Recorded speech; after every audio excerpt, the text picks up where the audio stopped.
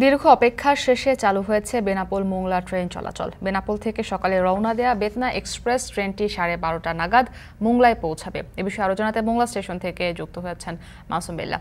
Masum, Betna express মোংলাবাসীর জীবনে কি পরিবর্তন নিয়ে আসবে জানাবেন, সে সঙ্গে এর মাধ্যমে ব্যবসা বাণিজ্যে কতটা প্রভাব পড়বে? স্বাস্থ্য এবং স্বাদের মধ্যে চমৎকার একটা ব্যালেন্স করে পীর প্রিমিয়াম আয়োডাইজড লবণ।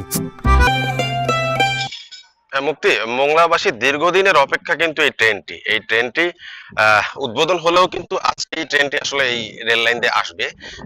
বেনাপোল থেকে ছেড়েছে সোয়া 9টার দিকে, একটু যাত্রা বিলম্বের কারণে কিন্তু এখনো মোংলা এসে পৌঁছায়নি, তবে কিছুক্ষণের মধ্যে মোংলা স্টেশনে পৌঁছাবে। ট্রেনটি চালু হওয়ার কারণে কিন্তু মোংলার অর্থনৈতিক, বাণিজ্য, পর্যটন শিল্পে কিন্তু ভালো বিকাশ আসবে বলে মনে হচ্ছে সংশ্লিষ্টরা। এখানে যেহেতু পর্যটনের ব্যাপার আছে, সুন্দরবন এবং মোংলা সমুদ্র বন্দর, অর্থনীতি সবকিছুতেই কিন্তু একটি ভালো প্রভাব ফেলবে এই ট্রেন চলাচলটি। বলা যায় অর্থনৈতিক উন্নতির ক্ষেত্রে এই ট্রেনটি ভালোই ভূমিকা রাখবে মোংলার ক্ষেত্রে। এই ট্রেনটি যদি আমি আপনাকে জানাই যে ট্রেনটি সপ্তাহে 6 দিন মোংলা থেকে চলবে, এর মধ্যে একদিন বন্ধ থাকবে, সেটি হলো মঙ্গলবার।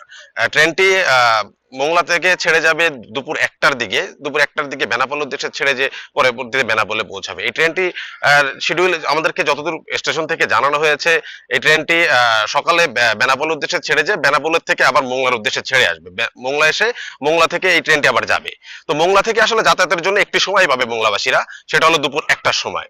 এই ট্রেনটি কিন্তু আসলে কার্যত উদ্বোধন হয়েছিল বেশ আগেই, কিন্তু ট্রেন চলাচল শুরু হয়েছিল না। কিছু পরীক্ষা নিরীক্ষার কাজও বাকি ছিল, যেগুলো কর্মকর্তারা সেরে আজকে কিন্তু এই ট্রেনটি চালু হয়েছে সফলভাবে, এবং মোংলাবাসী কিন্তু খুবই উচ্ছ্বাসিত এই ট্রেনটি চালু হওয়ার কারণে। আমরা সকাল থেকে এসে দেখেছি এখানে কিন্তু যাত্রীর ভিড় ছিল, তারা টিকিট কেটে অপেক্ষা করছে, এবং আশেপাশে থেকে দূর দূরান্ত থেকে কিন্তু লোকজন দেখতে আসছে আসলে যে ট্রেন চলাচল শুরু হয়েছে মোংলায়। মোংলাবাসীর বলতে পারি যে অনেক দিনের একটা স্বপ্ন, কিন্তু বন্দর প্রতিষ্ঠা হওয়ার প্রায় 73 বছর পরে মোংলাবাসী ট্রেন পাচ্ছে।